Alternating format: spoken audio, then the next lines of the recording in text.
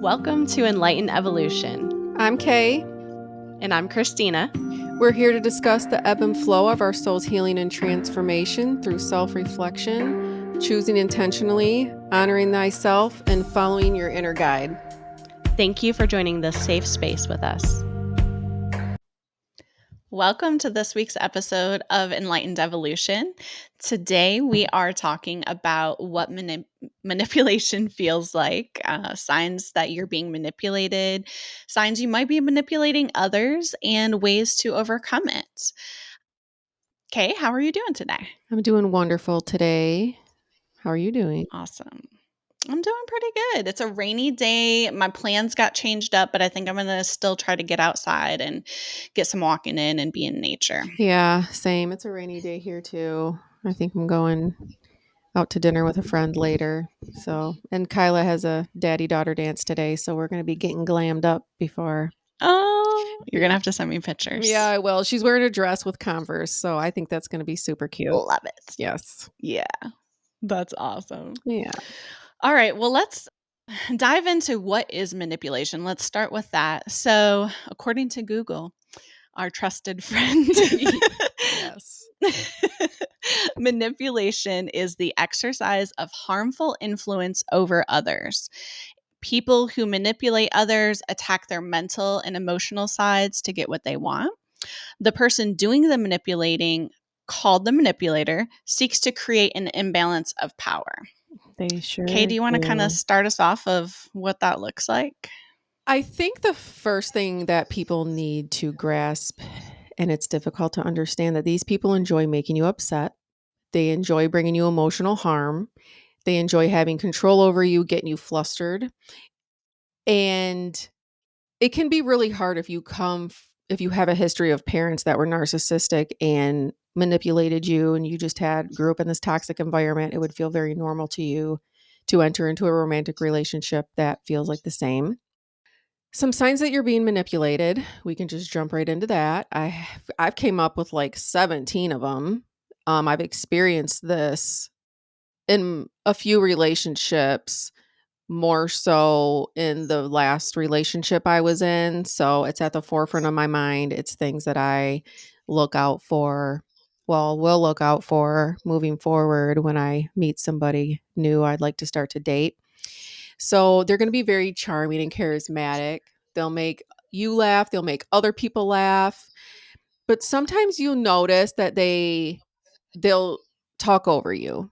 They will be they get angered really quickly. And I don't think that this pops out right at the beginning when you first meet this person. I think they try to, love bomb you a little bit at first. They really want to gain your trust. So they want to dive into your mind a little bit deeper to know your insecurities. They don't apologize for their transgressions or acknowledge how you experienced the situation. An example of this for me would be I was on vacation with a person and they really did and said some things that hurt my feelings. And later on, those things were never really talked about, was never really acknowledged, even though it was clear that something bad happened. And later on, they would talk about how great the vacation was, and I guess we just experienced it differently. I don't know, but they never acknowledged or apologized for their behavior. Lack of empathy. When you bring something up that's important to you, whether it be your feelings, something that you're insecure about, something that they did that you weren't really comfortable with, they, for whatever reason, just feel attacked. And it almost seems like your words are being twisted and they're angry with you because of the way that you feel.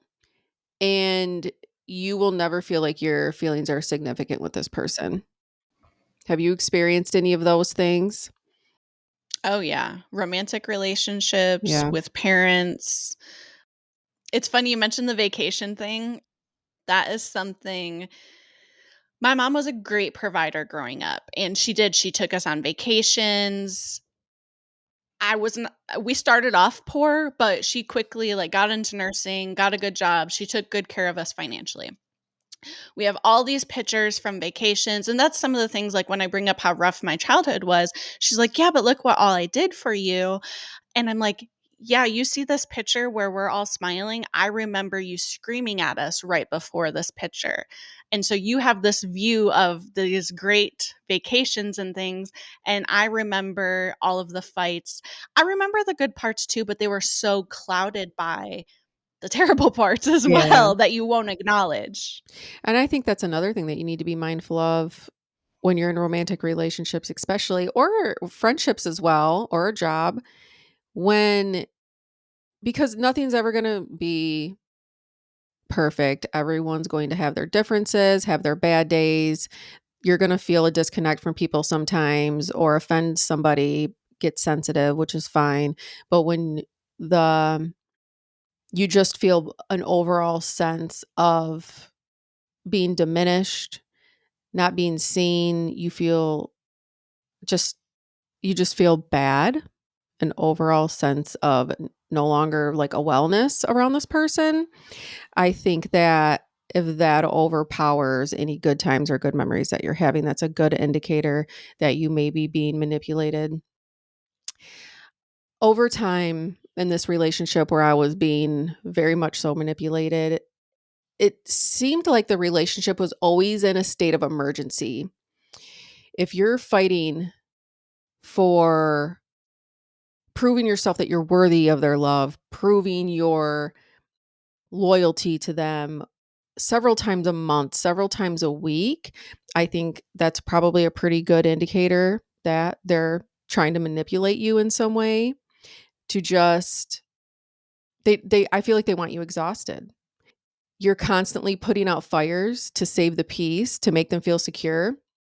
A really good example of this was I'm a nurse. I work 12-hour shifts, 3 to 4 days a week, and it's a lot to be at work, stay focused, keep myself healthy and just clear-minded and get enough sleep. Sleep is so important for whatever job you're doing and whatever sleep is so important for your health, period.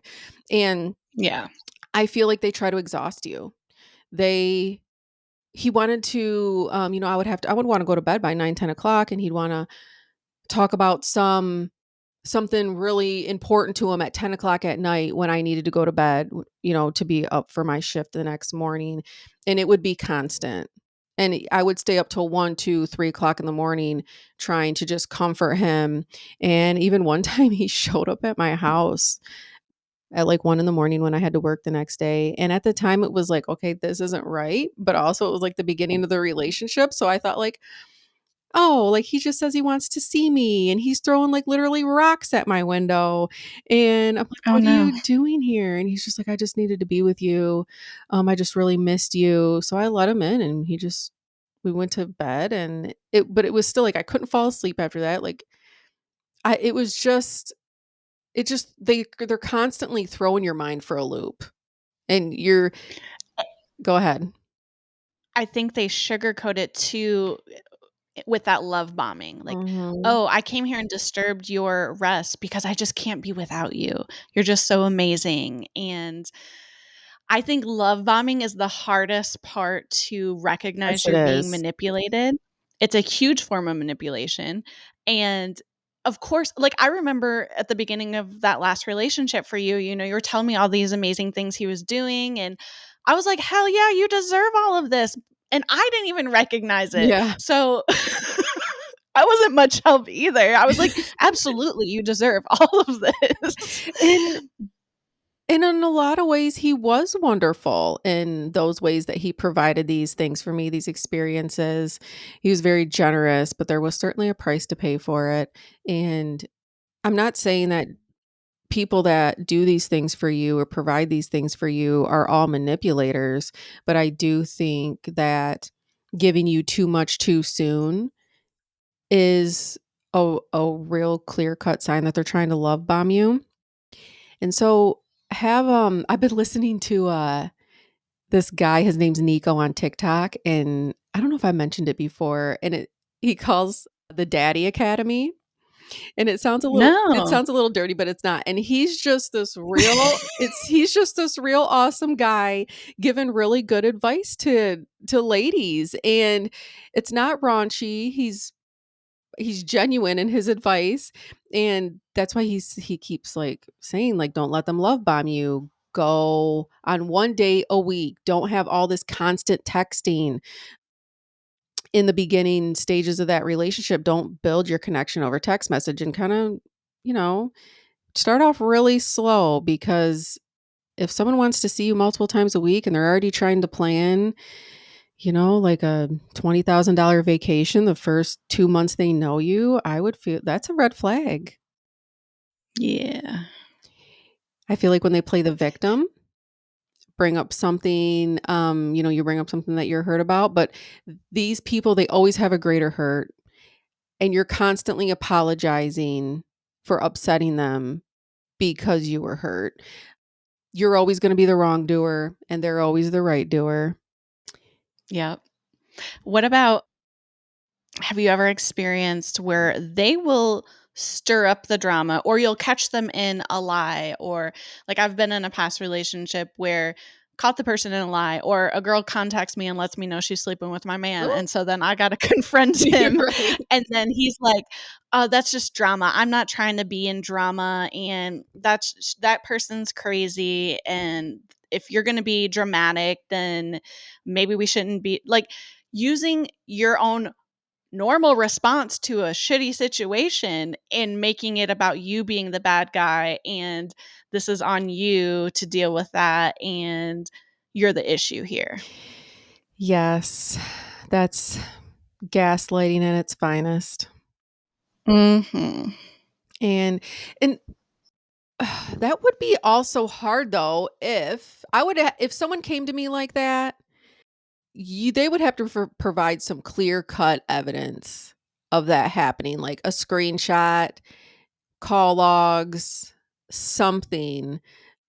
Did they provide any of that to you, or was it a pretty credible source, like you believed this person? I didn't want to believe them, but in my experience of being cheated on Yeah. multiple times, but multiple Yeah. people, I'm gonna believe the person that's coming to me Yeah, for sure. absolutely. Yeah, I guess that doesn't really happen a whole lot. People just I think kinda it's very rare that people make that up, good for her. I commend her for doing unfortunately. that. Just being upfront. Well, I saw on another this is off topic. I saw on another podcast they were talking about, like, when you have information like that, maybe you saw your friend's man out with someone else. They were saying don't say nothing, and I was like, if that's my friend's man, I'm gonna say something. Yeah, But I heard that too. the caveat to that is a lot of times they're gonna stay with that person, Mhm. and they're then not gonna break up with them, and then and they you're don't gonna care about that, yeah, you're gonna be and the then bad you're in guy. the middle. Mhm. Ooh, that would be hard. I don't know, me being me, I gotta say something. And I'm I also know. gonna snap a picture of you in public. Yeah. 10 times out of 10, I'm probably gonna say something. I've said something before and the girl was like, "No," and I was like, "No, I actually seen it happen." And they're like, "No, I'm gonna stay with my man." I'm like, "Okay." I mean, I Mhm. don't need you to break up, but I need you to know that he's cheating on me. Yeah, because then at the end of the relationship, if this person like is your true friend that you've known for a long time, even if it was like a coworker you're close with, if I'm sorry, I have to say something. I'm I would say something about it too. Because And it just comes down to I would want someone to say something to me. I don't wanna be in right. the dark. Absolutely. And then how would you feel if I saw your man out cheating on you, and then 5 months down the line, you find out about it? We've been acting like everything's just fine the last 5 months, and then I'm like, "Oh, yeah, I did see them 5 months ago. I didn't wanna tell you." Wouldn't you be pissed? I'd be pissed. Absolutely. Yeah. Okay, let's get back to manipulation. Okay, here we Um, go. have have have you ever had someone evoke fear as a manipulative tactic? So I had an ex that threatened violence if I didn't do what they said, or if you ever leave me, I'll kill you, or I'll kill Oh, myself, yeah. or Oh my god, yeah. Quite a bit. Yeah, quite a bit. It happened a little bit in that last relationship. That was another thing. Multiple text messages from different numbers they would create, just playing the victim, very making me feel bad and like, okay, well, what do I need to do here? Do I need to report you? I think I'm going to reach out to your family, and report you at least to like, because what they do, they report you and then to the suicide hotline and then they call them and they're like, no. And then the next day, no, I'm sorry. I didn't want to scare you. I'm sorry I scared you like that. Well, you kept me up till 1 o'clock in the morning with paragraphs. And so, yes, that is a way because they're not reaching you with because now, they wanna be they just upset you, and now they're trying to be calm again, and they're trying to get you back, and that's not working, so now they need to create something to bind you to them, to get you worried. They're playing on your empathy because they don't have empathy, and they know that you do care, and you have cared the whole relationship, so they know you at this point. If they do that, they know you at this point. They know that you're going to care deeply about their inner turmoil, and you're gonna wanna help them, even if it's not good for you. They know that you abandon yourself for them, and so they will play on you that way. Absolutely. My bio dad did this once to Wow. my it was pre me being I think my mom was pregnant with me, actually, and I've mentioned my grandmother on here before, she was a wild woman. Mhm. But my bio dad showed up at my grandma's house where my mom was and said, "If she doesn't come out here, I'm gonna jump off your roof," and my grandma walked outside and said, "Do it." Good for She was wild. Good for her. I actually watched this movie last night. I'm glad you brought up Fear. I watched this movie last night on Netflix called Fear, and I didn't know. I just thought it was a scary movie. My daughter wanted to watch it. It was inappropriate. I'm like, "Ma'am, you're not watching Oh this." god. And I didn't know what it was about, but it's older. It's from the 90s. It's with Reese Witherspoon and Mark Wahlberg. And Oh. I've never seen it before. I've never even heard of it before, but it popped up on Netflix and they're young, they're in love. She's a teenager, like in high school. I don't know, probably her senior year. And he just moved to this town. He's got his gorgeous little baby face and he starts manipulating this girl with fear. And it goes like, this would be like high level abuse if you're in this relationship, but the dad's pretty keen to his bullshit and he's like, "No, you're not going to be seeing my daughter." And good for her in this movie. This would be a very appropriate reaction from this girl, from a person with high emotional intelligence when they start seeing behaviors like this in somebody, they stop talking to them, and that's what she tried to do and he gosh, I don't wanna give too much of the movie away, but I mean, murders happened. Now I'm gonna have to watch It it. was good. I mean, and that is such a good example of how somebody grooms somebody else with manipulation. That's a perfect example. When they stonewall you, this happens so much, and I have to admit, like, I've done this before to also get my needs met in a way, and also when I am just don't know how to respond. I think I start giving the silent treatment once I realize that I don't get my emotional needs met from a person. But in the past, when I was a little bit more immature, I think I did used to stonewall, give the silent treatment. I'd be more mindful of that now. But they do this to ensure doubt and anxiety in you while you're waiting for their response. They use your interactions as leverage. And they act distant, they don't talk to you, and then you're pressing them like, "Hey, what's wrong? What's wrong?"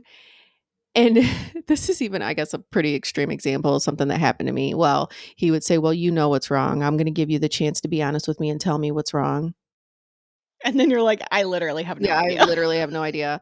And most of the time, because you gotta watch out when people are really jealous and they're really interested in your past and bringing up a lot of your past, and that's what he did. He had this retrograde jealousy, and so it was like he would find old messages, like, from years ago through my iCloud somehow, and then he would bring up, "Well, I found something in your past that you didn't tell me about. I'm gonna give you a chance to reveal it to me." And that would be an extreme example that has happened to me. So Yeah, that but that I mean that's how the silent treatment was used on me, though. mm. What about moving goalposts? Have you ever experienced that? I definitely experienced Ooh, that what's that? in childhood. So, there might be, okay, in order there's this criteria that I need for you to satisfy me. For you to meet my needs, I need you to do this. Then you do that thing. Well, actually, I need you to do this. And that goal keeps Oh, moving out further and yeah. further. So that meeting their needs is never a thing you're going to be able It to do. oh, well, you can never satisfy these people. You will feel like, "Okay, I've finally" this would be a good example that I experienced. Deleting social media. I will be able to trust you more once you delete your social media. First, it was deleting certain men on my social media. And you could go into, well, if you've had any involvement with past people on social media, okay, maybe if you both have that conversation and you both are more comfortable with removing anybody you ever had romantic feelings for or interactions with on social media, fine. But that's where it started. And then I had to go through every single person and tell them who they were. And then I had to delete the social media altogether. So definitely, yes, the goalpost. I think that people that manipulate you, whether it's romantic partner or your boss even, they bring you into their space.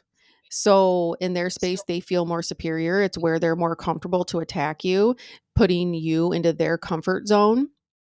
Another Mhm. thing, and this is kind of more like a workplace thing, but also could be in romantic relationships if they don't want you to excel in your career. They want to kind of hold you back in life because they don't wanna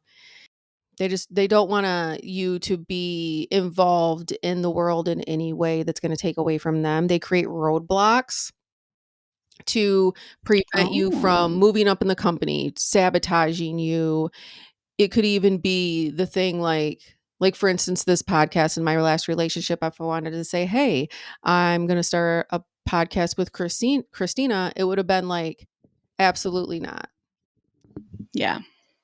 They speak What louder. about conspiring I'm I sorry? was just gonna say they speak louder than you. If you bring up something, they start to speak louder than you to intimidate you because their volume kind of would insinuate that they're more right, and then they keep talking endlessly over top of you.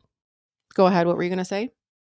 Conspiring with others to manipulate you. So trying to get Triangulation. others to buy into this view of you, or like that person is just a lazy bum, or this I see it a lot at work, Yeah. like cattiness and Mhm. oh, this person is a horrible worker, which could be true.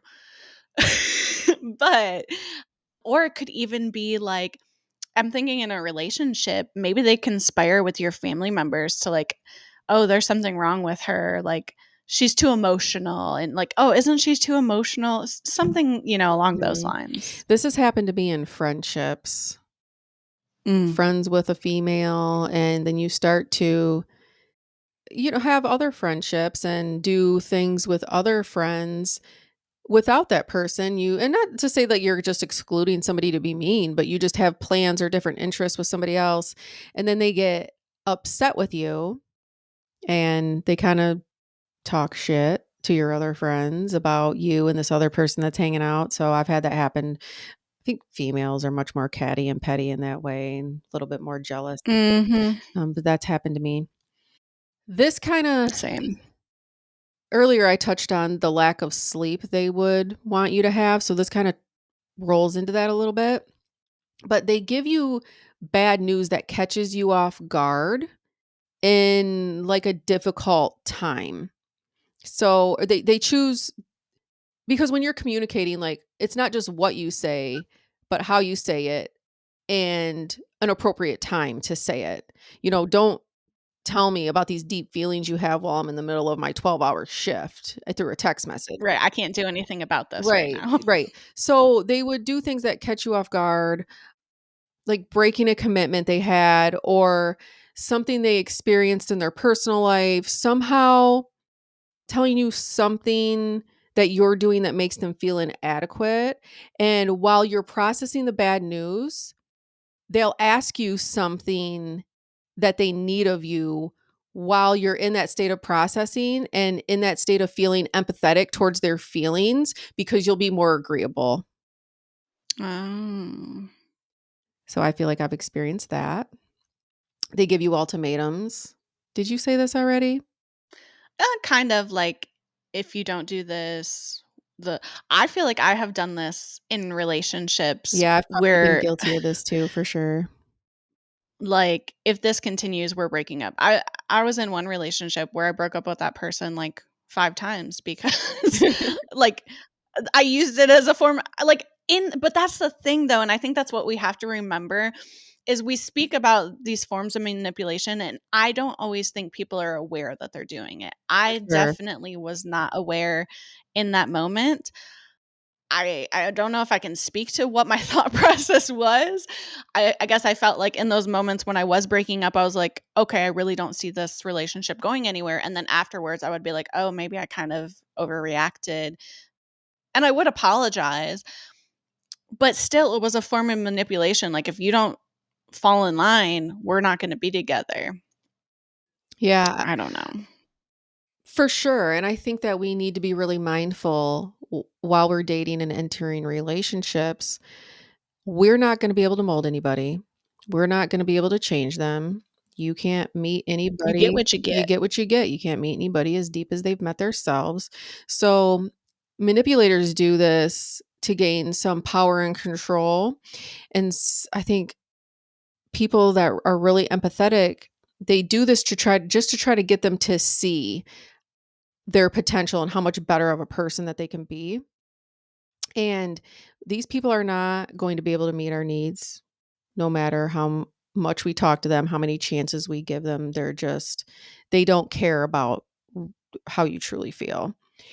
They'll make unjust critical remarks and attack your insecurities, intentionally say things to make you feel insecure and put you back into like a smaller place within yourself. Like if you know that your example would be like, they know that you've expressed something to them that you're insecure about your physical appearance, and then they'll make a remark about another person that they admire that you don't have that quality.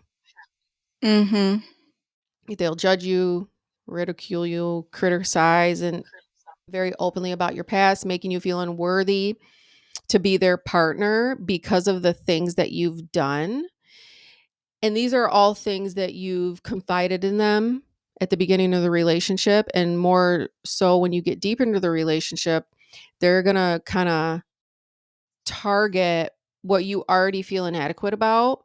So you can, like you said, constantly meet those goalposts. Because I do think in relationships, we have to give constructive criticism to our partner. Absolutely. It's not we're not both perfect. There's gonna be times when we need something different than what they're providing, Hmm. but there's a right way to go about it. And when it's a constant, you're always the issue and I'm never the issue, that's a red flag Hmm.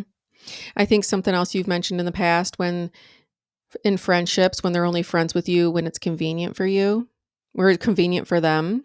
for them. Mhm. And another thing, when you try to explain something to them about how you feel, they avoid understanding you. They play dumb.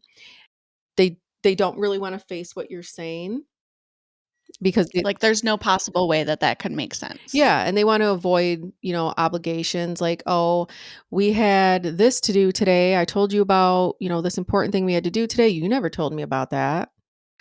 Yeah. So I did some research and I'm going to send you the YouTube video so you can upload it because I was Awesome.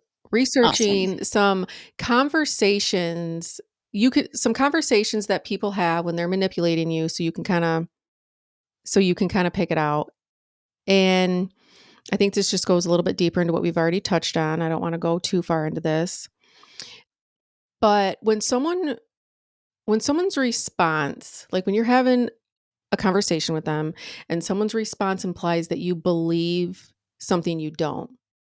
So you immediately acknowledge their presupposition and you call them out like, hey, in that moment, just be aware that take a deep breath, be aware that this person is doing this and say, hey, this is actually not what I'm saying. You because they'll put hidden statements in there. Like, hold on a second, you may have to edit this part out. No, girl, we're gonna keep it going. You'll find it. I think that it's more like try to put into words what you think their deep emotional concern is. Because when you're having these conversations with them and you bring up something that's upsetting to you, I've experienced that they start asking you questions, repeated questions without having an intention of you answering these questions. Have you ever had that done to you Mm, before? Like, well, yep. but you've done this and you've done that. And what about when you did this? And when you take those deep breaths and you can see, are they really just in fear right now? Or are they just trying to manipulate and control the whole entire situation? Go back to that first. I think they get committed to misunderstanding you, Yeah, go and no matter what you say, they're not going to compromise that view. right. So try to go back to that first question and ask it or answer it. And if they are just not allowing you to answer it and they keep talking over you, I think that's the most frustrating, exhausting thing ever is when they just want to fluster your mind. They want to throw in these red herrings that don't mean anything and they want to just keep you agitated and frustrated and confused. And if you ask them like, "Hey, what is your deep emotional concern right now?" You're not like, "This conversation Mm. isn't going anywhere. Let's acknowledge that we just cannot have a conversation about this problem right now. We're not being heard, we're not being seen." Stop and be like, "Okay, we both agree that whatever is hurting us in this relationship, we both agree it's wrong. We agree. We're actually not in disagreements. What are your fears right now?" If they say something like, "You're a cheater, you're a liar, you're dishonest," instead of, "I fear you're going to cheat on me. I've experienced in the past that you're going to, these things that I'm worried about you're doing right now." If they blame you instead of saying, "I'm afraid," I think that's a good indicator because relationships are hard and we do get anxious and insecure, especially at the beginning of relationships. And I think in that moment, you could maybe they don't have the same emotional maturity as you, so Mhm. when they put it on you, you could say back to them, "I need you to use an I statement of how you're feeling right now. This isn't so much about me, but what are your feelings?" Yeah, for sure. And it's so hard when we're in the middle of these conversations to actually just take a deep breath and remain calm. Oh, yeah. That's number 1 on my list of how to overcome a manipulator is remaining calm, and it is so hard. It it truly is because they enjoy triggering you and getting you upset so they can point the finger at you and say, you're the angry one. Look at you. You're fucking crazy. Look how you're acting." And Yep. you can only deal with that for so long. There's another old man I listen to on YouTube. I think it's called Surviving Narcissism. He's got to be in his Mm. 60s or 70s. I just listen to his page and he gives clear-cut advice on narcissistic abuse. He's been doing it for years. He's a psychologist. So we'll post that. And then just some strategies for yourself. You can ask yourself maybe some journaling prompts to see if you are a manipulator. Something I've asked myself, especially in this past relationship, I started doing it before it ended. What are my strategies to getting what I want from others? So, Mm. are you do you act like you care more in certain situations to get that person to say yes? You know, just what strategies do you have? How will my actions benefit us both? Do I sincerely care how they feel while contemplating my choices? Have you been dishonest with them or yourself about anything to get your needs met? Mm. I bet that one's a hard one to re you really gotta dive in and be honest with yourself. Yes, you do. Well, I have, also just educating yourself, which that's what we're doing here in this episode today, educating yourself on manipulation tactics. I think we've done a great job of covering those. Trusting your instincts, Mhm. which can be hard to do if you've been in a narcissistic relationship. Establish your clear boundaries, especially around communication and what ways are okay to communicate with you. If someone is screaming at you and they're committed to having this unruly conversation, set that boundary of come back to me when you're calm and we can calmly speak about this. We mentioned staying composed, leaning on trusted allies. So sometimes maybe you do need to bounce an idea off of someone else. Maybe you're having trouble trusting your instincts and you want to, ask a friend, what would you do in this situation? A lot of times, and I know we've talked about oversharing with our friends and having our friends and family have a bad idea of our partners. Another way to do that is imagine what you want to say to your friend and imagine your friend saying that to you. What advice would you give them? Yes, that's good. Also, the manipulator will not want you to talk to your friends about anything. Precisely. Isolation. Yes. It's it's a terrible thing to it really is a terrible thing to experience, and then you just get warped in to the everyday routine with this person that it starts to feel familiar, it starts to feel normal. You wanna be good enough for them. I had this conversation the other day with a girlfriend. She was in a very abusive relationship in the past and now she's been through so much, like that relationship Mhm. really fucked her up. And it's been a few years. It totally threw her life for a loop. She's been through so much therapy. She's finally in a healthy relationship. 3 years later, this dude pops up out of nowhere, calls her from a blocked number. Wow. And all of the sudden, it feels like all that work she did is diminished. Now she's back in that anxious state. And I told her, like, especially when you've grown up in abuse, that cyclical of reward versus abuse, and you craving that time when they're so sweet to you and they do all the things you ever wanted, that it keeps you in that cycle with that person. It is so familiar to you. And so when you're in a healthy relationship, that actually feels scary and that feels uncomfortable because you've never been in a healthy relationship before. You don't, what is that term they say? A familiar evil versus an unknown. I don't know.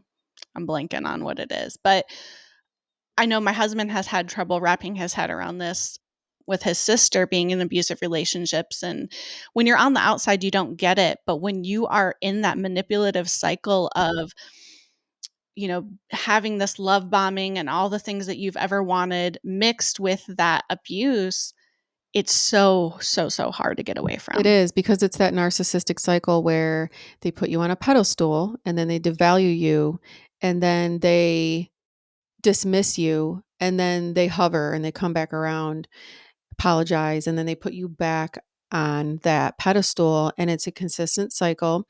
I would some another thing I put down that I haven't mentioned yet, when you really start to observe this person and get to know this person, if something happens one time and you feel kind of like, okay, yellow flag,